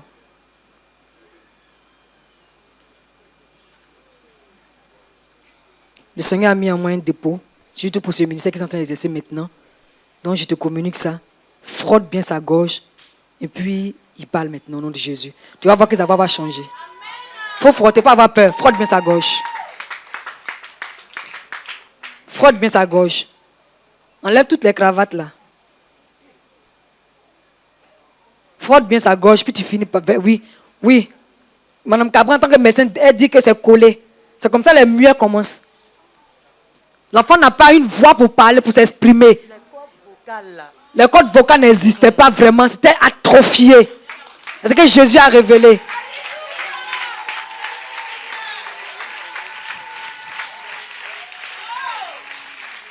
Il n'y a pas de cordes vocales dans les muets, n'est-ce pas?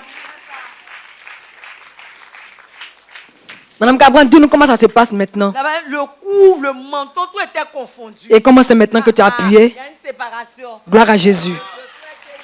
Gloire à Jésus. Gloire à Jésus. Gloire à Jésus.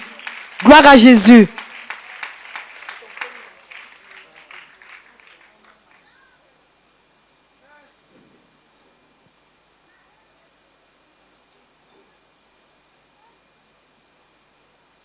Maintenant, Madame Cabran, vous pouvez le taper, il va pleurer, on va savoir. Tape-le, il va pleurer, on va savoir.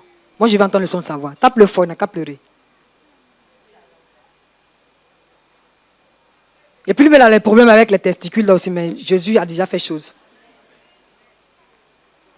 Tape-le fort, il n'a qu'à pleurer pour qu'on va savoir. Ta maman même dit qu'il ne pleure pas comme ça. Mais s'il ne pouvait pas parler, il va exprimer quoi?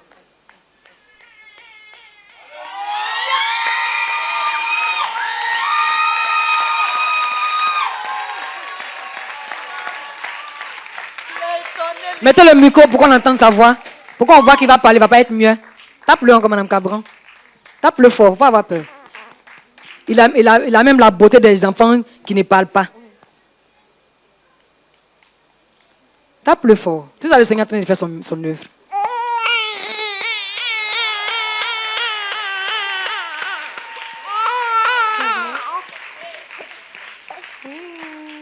Amen. Maintenant, il faut caresser sa partie intime, Madame Cabran. Il faut caresser bien. Tout devient bien là-bas. Même sa gorge même est déployée. Il peut bien manger maintenant. C'est normal là. Ok, ma chère soeur. Sois béni au nom de Jésus. Toi, tu es venu, tu as montré ton pied, non? Mais Jésus voit quelque chose dans ton ventre. Tu voulais qu'il voit ton pied. C'est pas moi qui vois. Moi, il ne voit pas clair. C'est Jésus qui voit clair. Quand tu as soulevé ta robe pour qu'il voit la bande, ce n'est pas le pied qui a un problème d'abord, c'est le ventre. Tape fort ton ventre. Tape fort pour ne pas avoir peur. Ok, c'est bon. Quand tu tapes ton ventre, tu sens quoi dans le pied? Bon, Tu sens rien encore. Tape le ventre fort. Et sois attentive. Tu sens quoi dans le pied? ça fait pas mal. Hein? Je n'ai pas de douleur. Tu sens quoi dans le pied? Je ne te force pas. Si tu ne sens rien, tu ne sens rien. Non, il ne faut plus qu'elle tape le ventre, c'est bon. Tu sens toujours rien. Tu ne sens pas comme quelque chose comme ça. Oui, il y a quelque chose qui marche dedans. Ça marche. Dedans marche. Dans le pied, ça marche. Oui, ça marche. Oui, ça marche. Ça fait comme ça. Dedans, fait comme ça. Ça tire. Heureusement que le Seigneur communique la patience à ses serviteurs. Sinon, ce n'est pas une petite affaire. Hein. Moi, là, nous trois, là, on ne connaît pas. On ne connaît pas le papier de Jésus, là. Mais comme il est en nous, là, quand on est devant lui comme ça, c'est lui qui gère. Moi, je ne vous connais pas. Le monsieur, il ne m'a pas souri. C'est à la fin qu'il m'a souri. Je ne savais pas comment ses dents étaient. Le médecin est venu voir, on dit les dents sont comme animales. Elle n'a pas trouvé. Dieu m'a dit c'est caïman. Vous voyez, non? Maintenant, tu sens que ces fourmillements-là, c'est de ton ventre que les fourmillements viennent. Alors, tape ton ventre encore. Ok, c'est bon. Est-ce que tu sens les fourmillements? Si tu sens, il faut me dire. Si ça diminue aussi, il faut me dire. Non, non. Ça n'a pas diminué. C'est encore là. Lève le pied droit. Lève le pied droit. C'est le pied droit qui est malade, non? Lève le pied droit. Lève le pied droit. Lève le pied droit. Lève le pied droit. Lève le pied droit. Maintenant, tourne, tourne. Balance ça comme ça. Balance ça comme ça. Voilà. Voilà. Voilà. Tu sens encore les fourmillements? Non. Les dents ne marchent plus. Ça ne Gloire à marche Jésus. plus. Amen.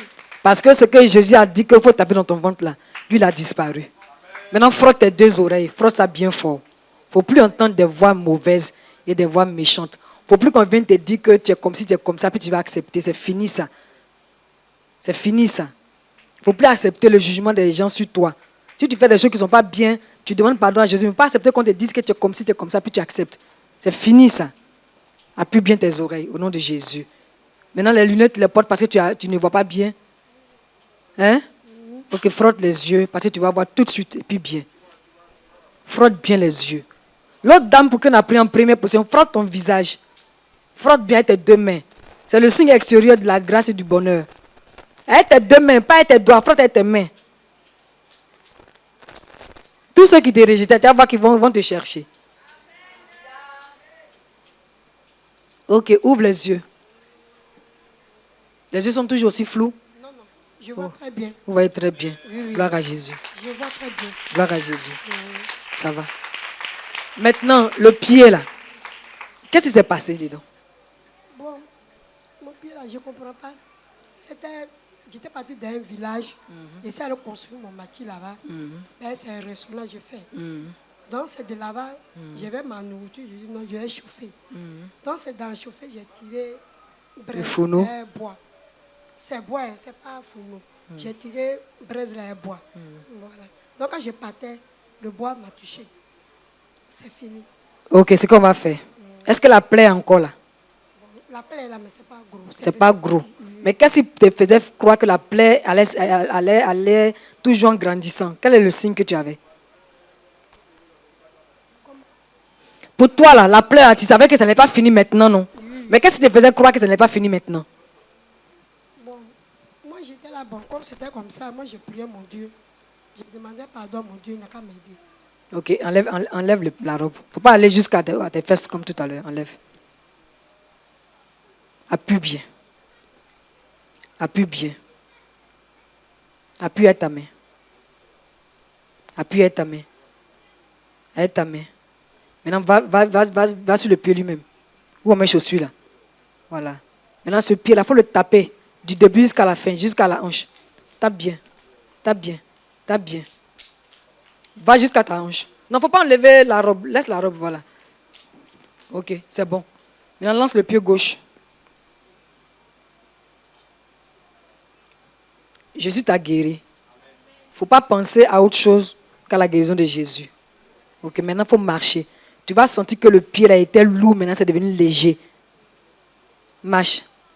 Marche. Si ce n'est pas léger, il faut me dire. Ce n'est pas encore léger. C'est léger, ce n'est pas lourd. C'est la preuve que c'est fini. C'est pourquoi je demandais le signe extérieur. Parce qu'il y a une anomalie quelque part dans le pied, on sent que c'est lourd. Mais maintenant que ce n'est pas lourd, que c'est léger, ça veut dire que Jésus vous a délivré. Tout ce qui était derrière, même c'était esprit diabolique là, Jésus vous a délivré au nom de Jésus. Amen. La jeune dame qui est juste à côté, qu'elle appuie ses yeux rapidement. Et je chasse l'aveuglement au nom de Jésus. Je chasse l'aveuglement au nom de Jésus. Maintenant, va du côté de là où tu fais pipi là. Là-bas, tu caresses. Oui, caresse. Caresse. Le Seigneur te gère. Le Seigneur te soigne. Le Seigneur te libère. Le Seigneur te visite. Tout ce qui est anormal là-bas, Jésus visite ça maintenant même. Au nom de Jésus.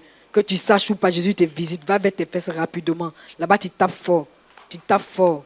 Toute la fatigue qui est localisée là-bas, là, disparaît tout de suite et maintenant. Au nom de Jésus. Au nom de Jésus. Au nom de Jésus. Amen. Touche ta nuque rapidement, puis tu caresses. Au nom de Jésus. J'appelle la force dans son cou et j'appelle la vie dans sa vie au nom de Jésus. La vie dans sa vie au nom de Jésus. Au nom de Jésus. Au nom de Jésus. Ok, merci. Non, c'est pas fini. Lance les deux pieds.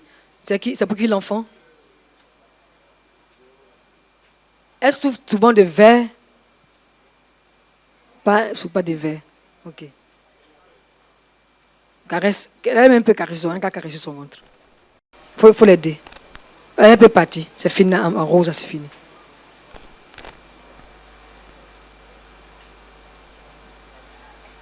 Ok. Frère Valentin, faut toucher ses yeux. Voilà. Voilà. Merci Seigneur Jésus. Maintenant tu tapes ses pieds. Tu tapes ses deux pieds en même temps. Il y a la paralysie qui la guettait. Et Jésus la délivre. Au nom de Jésus. Amen.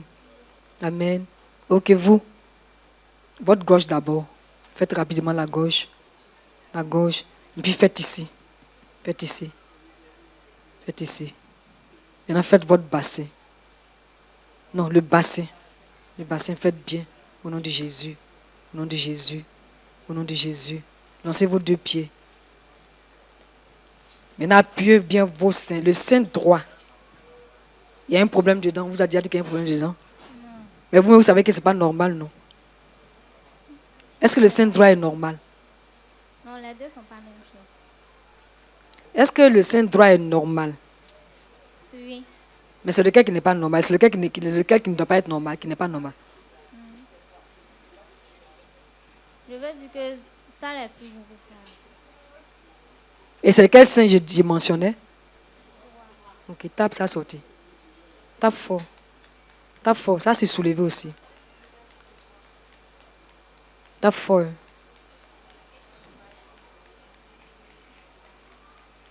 Tape fort.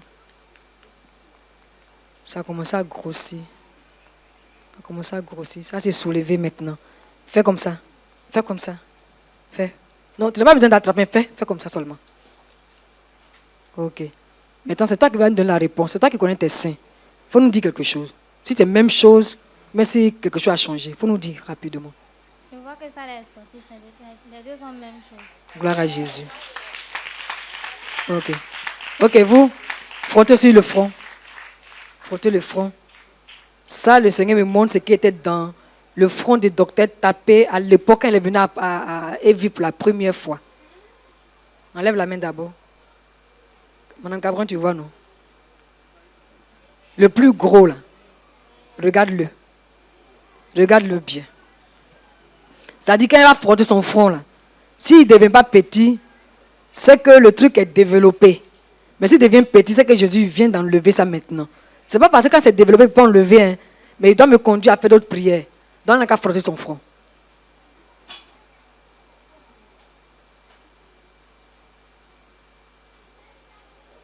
Docteur Fabi peut venir voir, parce qu'elle a vécu ça aussi. Ok, enlève la main. C'est devenu petit, mais c'est devenu gros. C'est devenu gros encore. Fais encore. Maintenant, va avec ta poitrine. Tape ta poitrine. Non, non, non, non. Tu es là-bas, puis tu es... Voilà. Sur la poitrine. Fais bien. Fais bien. Fais bien. Fais bien. Fais bien. Fais bien. Fais bien. Enlève la main. C'est devenu comment? Vous-même dites. Hein. Non, non. C'est elle qui regarde, mon dit. C'est devenu un peu plat, puis c'est comme si quelque chose va sortir. Il ne faut pas mettre l'onction en retard. L'onction est rapide. Ça s'aplatit. Le plus gros là a commencé à s'aplatir. Moi, je suis loin, moi, je ne vois pas, vous ne voyez pas. Ok. On ne va pas vous dire quelque chose d'autre en dehors de ça. Mais sachez qu'il y avait des choses dans votre cerveau qui allaient vous mettre en retard. Vous n'alliez pas évoluer. C'est de ça que je viens de vous délivrer. Vous acquiescez. Donnez un témoignage rapidement. Oui, on m'a même dit ça. On m'avait dit qu'il y avait quelque chose qui me retirait en arrière, qu'il faisait que je tournais sur moi-même. On va acclamer le Seigneur. Il vient d'en être délivré. Peut-être pendant le culte, ou bien arrivé à la maison, si vous voyez que quelque chose sort, n'appuyez pas, ça sortir seul. N'appuyez pas. Hein. Ça peut sortir seul, vous pouvez voir ça. Ou bien, ça va disparaître. Mais ce qui est sûr, c'est l'enveloppe qui est là. Parce qu'au début, c'était gros. Maintenant, c'est devenu plat. Et puis, c'est comme quelque chose qui est mûr. Moi, je ne vous connais pas. Jésus dit que la présence de l'Esprit faisait que vous alliez à reculons, vous n'alliez pas évoluer. Vous-même, vous venez de confirmer. Jésus vous a délivré. Soyez-en sûrs. Au nom de Jésus. Lancez les deux pieds, les deux bras. Je prends le temps sur les nouvelles personnes parce que c'est nécessaire. C'est ce que le Seigneur me donne comme directive. Ok, vous pouvez regagner votre place. Ok, vous tournez le dos carrément, vous. Tournez le dos. C'est le même problème que la sœur Mélaï Colette. Mélaï Colette est là. Viens taper. Tape fort depuis la nuque. Comme j'étais tapé là, voilà. Tape fort. Voilà, puis descends. Descends. Descends. Descends. Descends. Oui, descends toujours. En bas des fesses. Non, tu t'arrêtes en bas des fesses. Tu repars, tu fais au moins 3 fois. Voilà. Voilà, fais la même chose. Ça fait la deuxième fois. Mais la troisième et la dernière fois, fais fort. La troisième fois, fais fort. Fais fort. Tout se reconstitue maintenant au nom de Jésus. Amen. Amen. Maintenant au niveau d'ici, il faut taper toi-même. Il tape bien. De la façon dont la sœur Mélègue était déformée, là, c'est comme ça qu'elle était déformée. Et maintenant, vous voyez que la sœur Colette, elle est droite, non? Ok, quelqu'un se tourne vers moi. Comment vous allez? Ok, dites-moi ce que vous aviez par le passé au niveau de où on a tapé là, quelque chose. En fait, il y a tout le temps mal à la hanche, tout le temps les fortes douleurs, fatigué.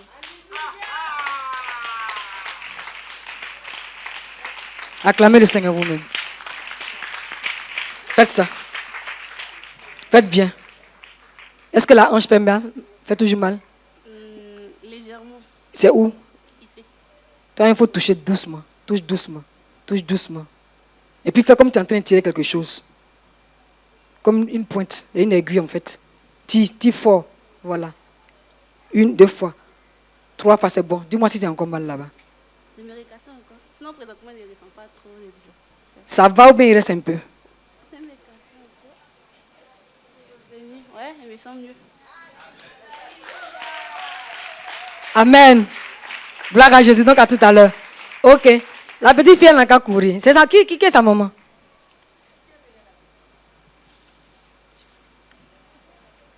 Non, le Seigneur me dit qu'elle doit courir. Elle n'a qu'à courir. Non, elle n'a qu'à courir d'ici à où il y a la caméra. Elle n'a qu'à faire 2 fois le tour. Elle n'a qu'à courir fort. Elle a fait 1 fois. Maintenant, non, c'est la dernière fois maintenant. Quand elle revient, c'est la dernière fois. Elle revient. Ok. Jeune fille, qu'est-ce que tu ressens dans ta poitrine souvent quand tu es là? Souvent, pour la respiration, comment ça se passe? Je sens mal. Tu sens mal que ta poitrine te fait mal, souvent. Ok, fais. Vous faites. Mettez le micro. Docteur Cabran, là, c'est maintenant toi qui dois apprécier.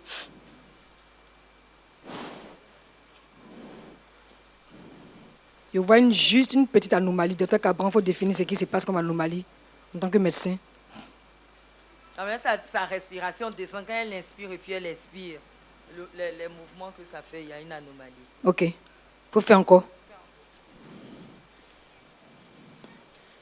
Je sens une nette amélioration. Je sens une nette amélioration. C'est votre enfant?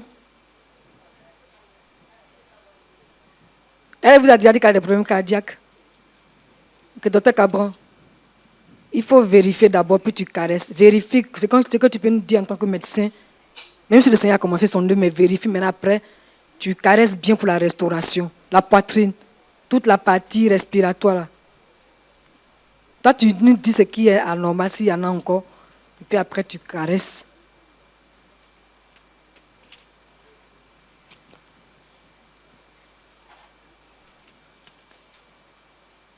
Est-ce que tu ne sens pas un petit creux au niveau de la partie où il y a le cœur?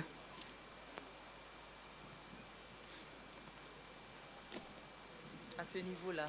Tu sens un petit creux là-bas? Ok. C'est ce que le Seigneur Jésus a mentionné. Donc, il faut mettre ta main, tu appuies fort. Ça, c'est fermé. Appuie fort, il ne faut pas avoir peur. Ok, relâche et puis tu touches maintenant. C'est fermé, tu nous dis.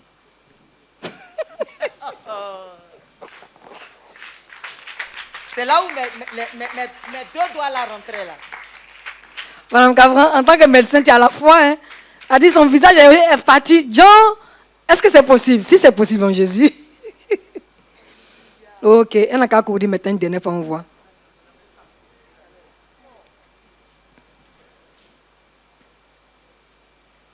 Il y avait des petits trous au niveau de son cœur. C'est ce qui la fatiguait. Mais c'est le plus gros des trous là que Mme Cabran a touché là. Mais tout s'est refermé. Si le plus gros s'est refermé, ce n'est pas les plus petits qui vont résister. On acclame le Seigneur Jésus. C'est pourquoi on demande d'inviter. Ok, vous. Qui vous invitez? Ma grande soeur. C'est qui votre grande soeur? Elle est là derrière. C'est qui? Elle s'appelle Grâce. Grâce. La fille aux lunettes. Ah, d'accord. D'accord. Ok. Bon, je te veux pour un témoignage. Le Seigneur a dit que je te veux, s'il te plaît. Rapidement, s'il te plaît. Ce n'est pas pour mettre sa vie au dehors, pour la dénigrer, mais c'est pour que le Seigneur opère. Souvent, elle fait des choses comme ça, non? Oui. Oui. Et puis vous parlez mal sur elle. Trop. Trop. On parle trop. Vous n'avez plus parlé parce que Jésus la délivre de la folie.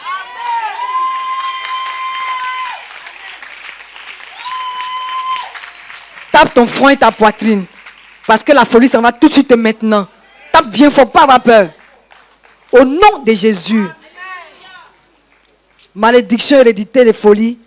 Vous quittez sa vie maintenant. Dans votre famille, quelqu'un était fou? Bon, pas que je sache. Bon, va te renseigner.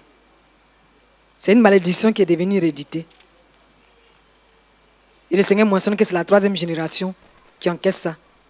Donc si elle est la 3e génération, effectivement, C'est-à-dire qu'après, quand elle a manifesté, il y a une autre troisième génération qui va manifester si Jésus n'est pas revenu. Mais les œuvres du diable sont mesquines, elles sont méchantes. Tape encore la poitrine.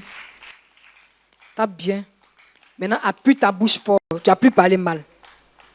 Appuie ta bouche fort. Tu n'as plus parlé mal. Appuie ta bouche fort. Tu n'as plus parlé mal. Ce n'était pas elle, c'était les œuvres de la folie. Appuie ta bouche fort. Tu n'as plus parlé mal. Maintenant, ferme tes yeux forts. Tu n'as plus regardé tout ce que tu ne dois pas regarder. Au nom de Jésus. Au nom de Jésus. Maintenant, casse ton dos en arrière. Au nom de Jésus. Au nom de Jésus. Fais encore une deuxième fois. Au nom de Jésus. Fais encore une troisième fois. Au nom de Jésus. Ok, il faut dire je ne suis pas folle. Je suis pas folle. Je ne vais pas devenir folle même. Je ne vais pas devenir folle. Au nom de Jésus. Au nom de Jésus. Voilà, maintenant pour que tu concrétises ce qu'on est en train de dire là, il faut changer la coiffure. Tu as vu les cheveux de ta grande soeur, non? Voilà. Le diable, quand il t'a déjà mis dans une certaine position là, vous voyez, l'esprit de sorcellerie te fait, tu es rancunier. Je n'ai jamais été sorcière. C'est avec le Saint-Esprit qui est l'enseignement que le Révérend nous a donné. Maintenant, l'esprit de la prostitution, ça fait que tu aimes être sexy. Donc, l'esprit de folie fait qu'on fait des cheveux bizarres. C'est comme ça. Donc, quand il y a un esprit sur ta vie, pour les alcooliques, là, ça fait qu'ils parlent beaucoup. Il n'a pas commencé à être alcoolique, il n'a pas commencé à boire, peut-être enfant même. Il bavarde. Quand il devient grand, comme l'esprit est là, il commence à être alcoolique. Vous voyez, non? Maintenant, pour les voleurs, là, ils font comme s'ils ont beaucoup honte. C'est pas l'esprit de Dieu que j'essaie ces choses. Hein. Ils font comme s'ils ont beaucoup honte. Maintenant, ils aiment cacher les choses. Donc, il faut changer les cheveux. Tu fais des jolies petites tresses, même comme ta grande soeur, tu fais des coiffures comme ça. Parce que la folie est partie. Tu as vu quand ta bouche a changé, tu as vu que ta bouche est devenue plus chic, non? Non, non, non. C'est pas que ta bouche était vilaine. Hein. Vous voyez, quand on parle beaucoup là, les lèvres sont toujours debout. Je sais de quoi je parle. C'est pas le Saint-Esprit. Les femmes qui aiment faire palabla, regardez leur bouche. C'est toujours comme ça. C'est les esprits. Je ne suis pas en train de la dénigrer. C'est pourquoi j'ai dit que je ne la dénigre pas. Mais c'est pour que le diable sache que Jésus voit clair. Et Jésus délivre. Il faut regarder sa bouche, grande soeur. Voilà, c'est comme ça. Ok, vous revenez. Revenez vous tous en venant lever les mains. On va prier. Sois béni au nom de Jésus. Tu es une bonne grande soeur. Tu es délivré maintenant. Hein. Tu as vu? Après, il faut prendre photo. Image ta bouche, tu vas voir. C'est devenu bien plat, bien chic. Ça veut dire que tu ne parles plus. Vous dites ensemble, Père Céleste, je reconnais devant toi que je suis un pécheur. Et je reconnais devant toi que tu as donné la vie de ton Fils, Jésus-Christ, afin que je sois sauvé. Aujourd'hui, je reçois le Seigneur Jésus-Christ dans ma vie. L'enfant n'a qu'à prier, arracher-lui l'eau. Elle n'a qu'à parler. Aujourd'hui, je reçois le Seigneur Jésus-Christ dans ma vie comme mon Seigneur et mon Sauveur personnel. Merci Seigneur pour ton Saint-Esprit qui vient habiter en moi. Merci parce que désormais, je suis enfant de Dieu. Merci d'avoir pardonné tous mes péchés. Merci pour le sang de Jésus par lequel tu me purifies. Merci Seigneur Jésus, parce que désormais, mon nom est inscrit dans le livre de vie. Au nom de Jésus. Au nom de Jésus. Amen. Amen. On acclame le Seigneur. À la fin du culte, ça s'aplatit toujours. Hein. Ça s'aplatit toujours. Mais si ça sort là, à moins que ça sorte, que tu vois, tu peux tirer, mais il ne faut pas appuyer. Tu vas voir que toutes les portes qui étaient fermées là, elles vont s'ouvrir. On va t'appeler. Quand tu vas rentrer, tu vas plus tourner en rond. Au nom de Jésus. Pour vous tous pareil. Tous les mots dont le Seigneur vous a délivré là, ça ne va plus revenir. Vous voyez, non? Maintenant, si le diable qui est méchant vous donne l'impression que c'est venu, il faut lui dire que non, Jésus m'a déjà délivré. Quand Jésus donne, il ne reprend pas. C'est lui qui vous a donné la guérison. Pas venir vous arracher. Vous voyez, non? Faites des prières simples. C'est des prières simples que le diable a peur. Parce que les prières qui donnent l'aide d'être puissantes là, c'est comme ça lui, il aime travailler parce qu'il est brutal, puis il est violent. Avec le Seigneur, c'est la simplicité, puis la souplesse. Alléluia. Que le Seigneur vous bénisse. À la fin du culte, vous n'allez pas partir, vous allez rester là, sur ma gauche là. Le département du suivi va venir prendre vos contacts pour vous appeler en semaine, pour qu'on puisse se rapprocher de vous davantage. Que Jésus vous bénisse et soyez avec lui toujours. Parce que sa grâce vous couvre. Au nom de Jésus. Amen.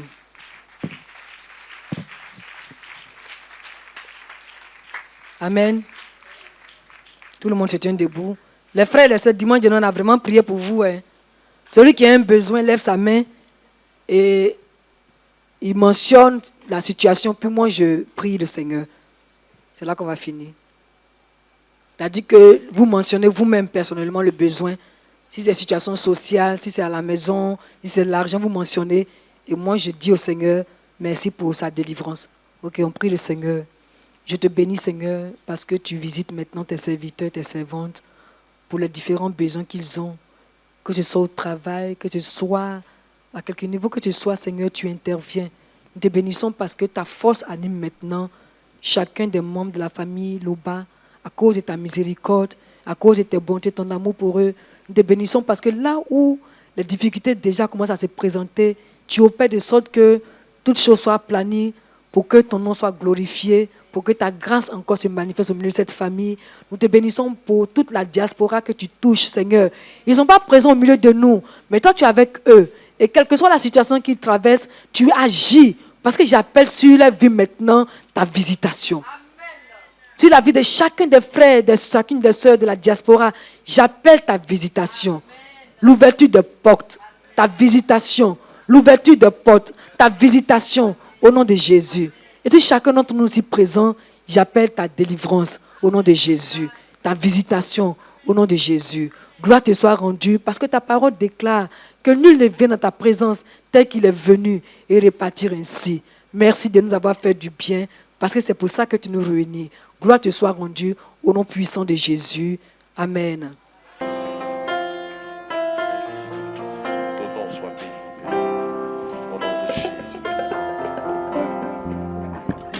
Au-dessus des puissants,